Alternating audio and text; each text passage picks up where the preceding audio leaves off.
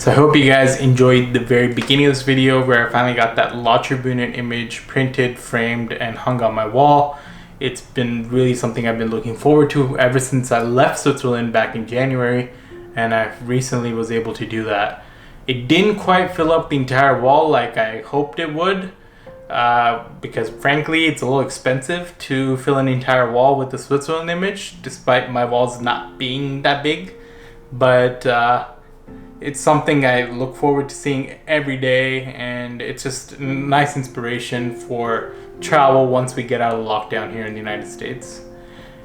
And today I wanted to talk a little bit more about the images that you didn't see in the last video, but were taken on that same day around the same area.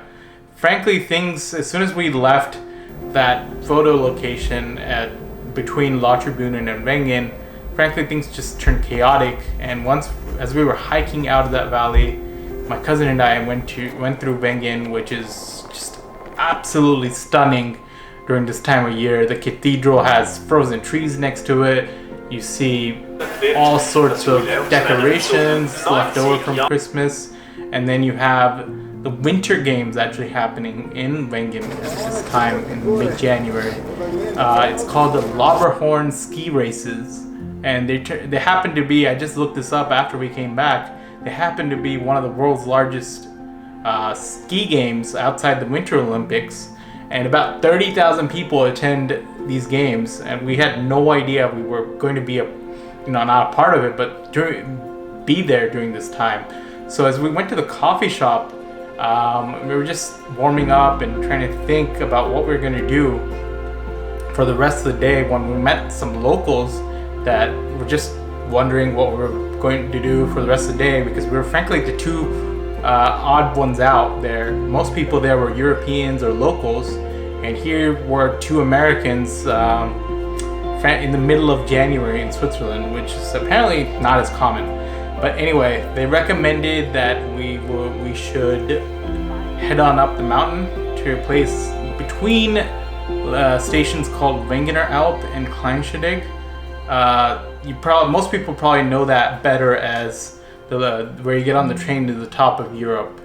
And top of Europe is something that, you know, it's the biggest tourist attraction in all Switzerland, if not that area of Europe in the Alps. And so the person we met said that the trains would be absolutely packed and we wouldn't make it up before the game started. So we just packed our things up and then put our backpacks on. We were just rushing up the mountain. And here were my cousin and I.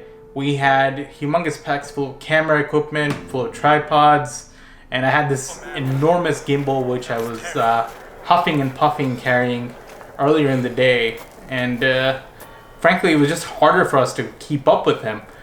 So we went up the mountain at a very slow pace initially, and it turns out that one of the highlights of the Lauberhorn Games is the Swiss Air Show that's conducted by Swiss Airlines and the Swiss Air Force. And we were supposed to view the show from Kleinstadeg, but along the way we heard a huge sound in the distance, and we looked up, as did every single other person, and here were a Boeing 777, if I'm not wrong. I could be wrong. It might be an Airbus A320. I should know this, guys. But alongside some Swiss airplanes, I think I should probably have looked up what kind of Swiss airplanes they are. But they flew right over us at that point, and the show began, and we just stood there enjoying it. And during that time, I pulled out one of my favorite lenses to have, the 70-300, and decided that I needed to get one of my it's been a dream of mine to get a shot of a Swiss Airlines plane in red livery with the Swiss Alps as the background, and this seemed like the opportune time to get it. So I threw aside my Canon M50, which is filming the vlog, and I put this on my camera right here, and I began taking pictures.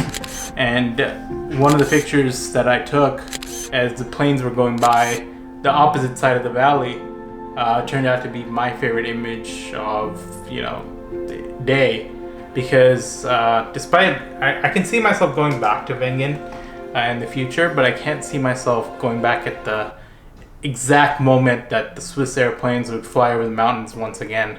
I hope it happens again, but you know, it's less likely.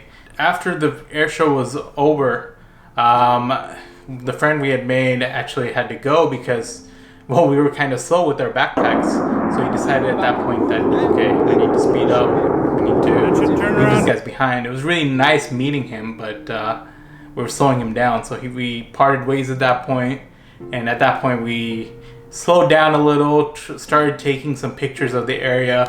And Wengener Alp is one station between Kleinstadeg and Wengen on the train route. And you can actually hike up to that location, and you have incredible views of Wengen. And that's where I took this image of Wengen in the snow in the light of the day. And it's one of my favorite images of the trip as well, because the town is covered in snow.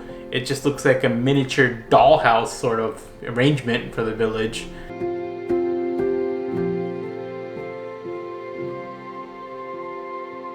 We finally huffed and puffed and made it up to Wengener Alp with all our equipment.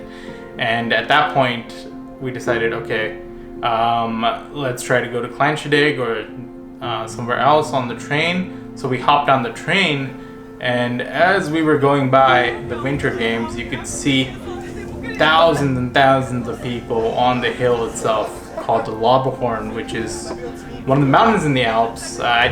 Don't ask me which mountain it is because I'm not sure, but it is one of the mountains you'll see as you go from Wengen to Kleinstadeg. And as soon as we saw that many people outside, okay, we decided we're not getting off the train here. We're just going to move on to Kleinstadeg, where we pick up the vlog. We just arrived at Kleinstadeg, where the party is happening. Really, everyone's skiing, everyone's having a good time. There's the Winter Olympics here, just half an hour back. It looks like the team from Wengen actually won the Winter Olympics. And yeah, there's a station called Wengener Alp, and it was full of people. So we just decided to go to the next one and yeah, just taking in the views. I mean, just look at this. It's a winter wonderland. Everyone's getting their ski on, and my cousin went inside the shop because he needed a sunscreen. It's really bright outside. I mean, that's why my face is always well lit in the winter, because of how it is. Anyway, I think we might hang around here until around sunset and then head back. And that's the plan for today. Let's tag along. Needless to say that things did not go to plan after we arrived at Clanchadig, because we consulted the train schedule, and the train schedule says that during the winters it's a pretty abbreviated situation going on and trains will not run after a certain hour. So at that point we decided, okay, we do not want to hang down in the cold, in the dark for a couple of hours just to get back to our car. So we decided, okay, we've got enough pictures, let's head back and decide from our Airbnb. But as soon as we got on the train and went to Wengen, we realized that everyone wanted to head back to Interlaken or wherever they came from in the valley or in the area. And the trains and the town itself was absolutely packed. It took us nearly an hour to catch a train back to Lotjerbühnen where our car was parked, and that was pretty much the end of the day. So before I ended this video, I thought I would talk about the two lenses that I would take on an adventure like this into the Swiss Alps. I was huffing and puffing quite a bit on this episode because I was carrying both my tripods, my Canon M50, my GoPro, and at least 4 or 5 lenses within my backpack, and it got a little annoying, especially because I had my gimbal, and I mentioned this before, it was a little hard going up the slope, so I would just limit my pack next time. And these are the two lenses that I would keep with me. One is a 70-300 for the telephoto shots, and the other is a 16-35 f4. I don't really do much astrophotography in general, and it's kind of hard to film even if I did, so I don't keep it on regular basis with me, especially on daytime hikes and that sort of thing. So I would leave that particular thing behind. But this 70-300 saved my life on this episode, and I believe it does a good job of balancing how much it costs and the quality of a Sony lens. And the only issue I did face in the past with it would be the fact that there is a significant drop off in sharpness compared to other high quality Sony lenses in the telephoto department, but it is one of the cheaper ones at around $1,100. So I would highly recommend having this as your telephoto lens, especially when you're going on a day hike. So thanks for watching, guys, and hit that subscribe button, and drop a comment below about my images, my video, anything you would like to see going forward, and see you guys on the next one.